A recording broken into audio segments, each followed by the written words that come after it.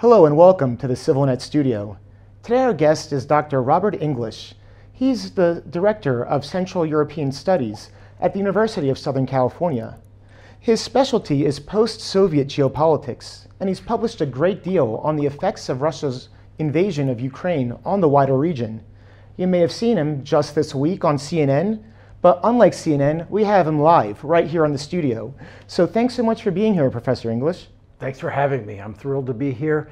And I might add that I am a longtime friend of the Institute of Armenian Studies at our university and have been linked with CivilNet, at least indirectly, for a long time. Well, it's great to bring that together right here in Yerevan. So let's talk about Armenia and what the war in Ukraine's outlook really means for the country. Here we're caught between a declining Russian alliance and what is clearly a cautious West. So what does a viable foreign policy look like for Armenia? Careful. Careful and continuation of what I think is a pretty delicate and adroit balancing act so far, right, in these last few years. Armenia has maneuvered between these complex forces. And of course, not just the larger geopolitics of Russia, Ukraine, and the West, but the regional complexities very well. The government gets a high score from me overall in that balancing act. And my advice, if I were an advisor, would be to keep it up, to understand that long-term, the decline of Russia, because of the path Putin has put Russia on, will continue, and Armenia will have a brighter future and escape some of the restrictions that have constrained its foreign and domestic development to date. But it won't happen overnight. And if we've learned anything from the Ukraine war itself, it's that Russia's resilience, its resources, ability to hang in there and continue exercising military and political influence will continue even when it would appear that they were in a more rapid decline. So to take Russia seriously, not to be overeager, and that means, of course, what I'm saying is not to be overly provocative for a great power, a former imperial power that is extremely sensitive about its prerogatives and its continued influence in the region. Armenia's time is coming. Take a lesson from Georgian exuberance and overeagerness and continue on this more moderate and patient path. Yes, in the past couple of years, we saw at times, felt like Prime Minister Pashinyan was kind of poking the bear a bit with some of his comments that were not so necessary, but it seems like they've kind of evened the ship a little bit when it comes to that. He was just in Moscow for the Victory Day, which was quite controversial with European countries, but when it comes to Armenia and the neighborhood, it's not worth, I think, antagonizing over every little thing, as you're saying. Yeah, no, I agree. That's a perfect example. And it's a small, you could say, personal or social investment, right, to honor Russia, to pay respect, even to President Putin. It doesn't have any great cost attached. Yes, irritation on the part of some Western critics, but that passes quickly. The dividends, right, in continuing good, or at least solid, respectful relations with Moscow are much greater than any cost in the West. That's a very low cost, high dividend act on the part of the president. So the whole issue with Russia and its declining has really been represented lately in the news here through the CSTO, which is kind of the Russian version of NATO for our viewers. Armenia has taken steps to distance itself. It has basically suspended its membership. It is not paying into the body. But is there a path for Armenia to be sustainable in its defense posture without Russia in the picture? Again, the answer is the same. Not immediately. And in fact, as many said, this is a provocative step. Armenia suspending, Armenia distancing from the CSTO. But what's been done so far, not a complete formal break, but this partial break, doesn't seem to have crossed Moscow's red line. As long as it's not accompanied by some kind of, let's have a NATO base here in 5 years, or something like that, Moscow can tolerate it. Because the Russians understand, as we ought to understand as well, and I mean in Washington, right? American foreign policy makers, the geography of the region is so important. And Russia is so nearby, and the West, the US, is so distant. And that means that Russia's energy ties, energy influence, trade dominance will continue. There's just nothing can be done about that in the short term. The Chinese are investing here over time as Armenia painstakingly works to reduce corruption and improve the investment climate. Gradually, there'll be more Western investment. Gradually, that Western role can grow.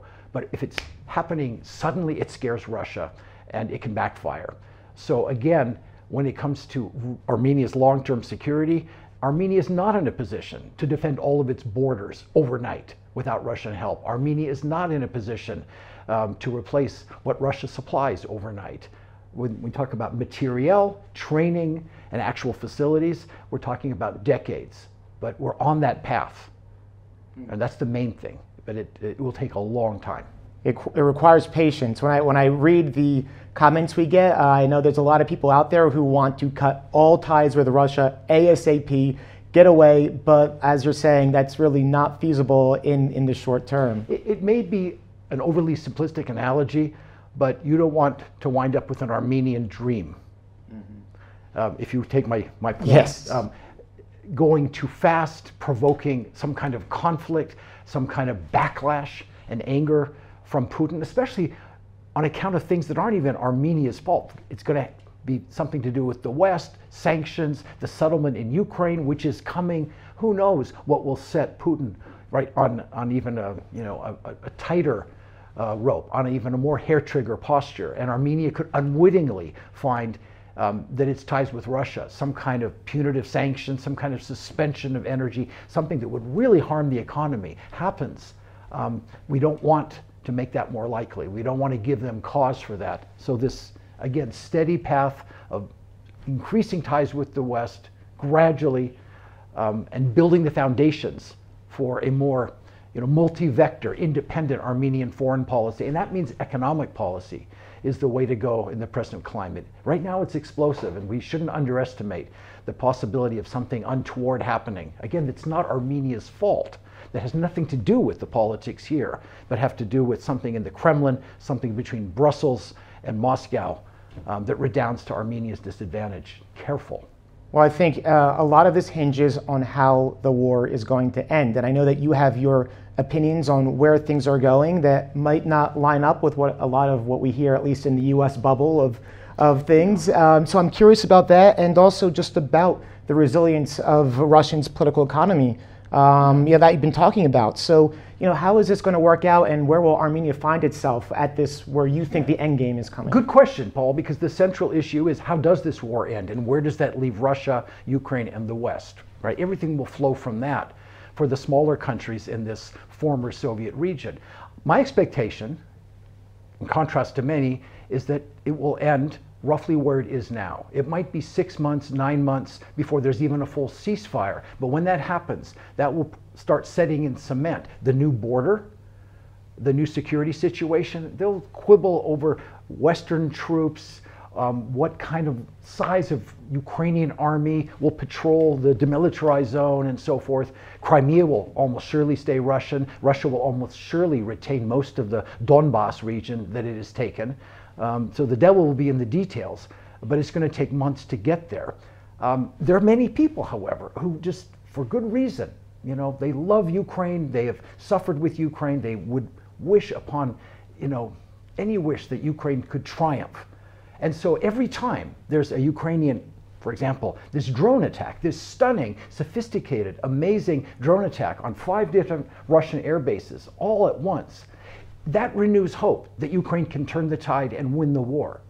And it won't, right? The central calculus of Russia's massive advantage in manpower and materiel, and the fact that it continues to advance on the Eastern Front, although at high cost and very slowly, that's where the war is being decided. And Ukraine can pull off these spectacular special operations. They might blow up the Kerch Bridge. They might assassinate more pro-war military or political officials.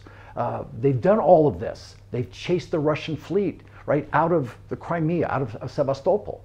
But it hasn't made any difference to the central front in the war. And that's what people have to remember. And I remind Western policymakers and Western supporters of Ukraine of this central fact, because each time Ukraine pulls off a spectacular success, there's renewed hope that we can go forward, that it'll turn the tide of battle, and those are unrealistic expectations.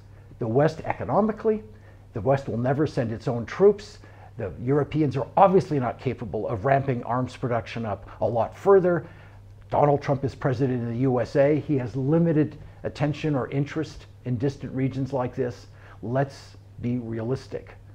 So based on your projection about how this war is going to just keep grinding on, what does that mean for US-Armenia relations? We have this strategic partnership and there's hope of closer relations, but the region is tough and we see Georgia kind of going towards Russia. So where does this leave us? Again, I'm going to be cynical, cautious. We see in Washington a lot of hope being invested in the new strategic partnership that was concluded at the end of the Biden administration. We see a lot of hope that so far President Trump has not upset that path and has even said some positive things. But we can't hope for too much too fast. Without being overly critical of my government, of my administration, I think that their priorities lay in great power politics, in big deals, where there's money to be made, where the US can exercise this influence between the Arab world, China. They're looking for big deals. And Armenia, Georgia, the South Caucasus have to be cautious in that. They will not be Washington's #1 priority, in other words. In fact, they might very easily be sacrificed, given the past proclivities of the Trump administration in office. And so we shouldn't take for granted that the partnership that was agreed late in the Biden administration will actually continue, or that it'll be fully fulfilled. It could turn out, quite otherwise, should Armenia seem to be in the way of a deal with Turkey. It's not to expect hope for too much, but the long-term trends, to end on a positive note, are good. Over time, Russia will weaken. Over time, the advantages of the Western market and the affiliation in the European Atlantic area will redound to Armenia's advantage, and one day it will be a prosperous and independent country in ways that it still is not quite yet. We're certainly hoping, and it's been interesting so far. We didn't even expect to be hearing from Secretary of State Rubio and the others talking about Armenia and even the hostages. So we don't know where this is going. I certainly didn't have too much hope from this administration, but just watching geopolitics shows you never know what's coming. So thank you so much for being here and helping us clear this up. I'm not sure we cleared anything up, but at least we see the fog clearly and the complexities. Thank you so much, Dr. My pleasure. And thank you for joining CivilNet.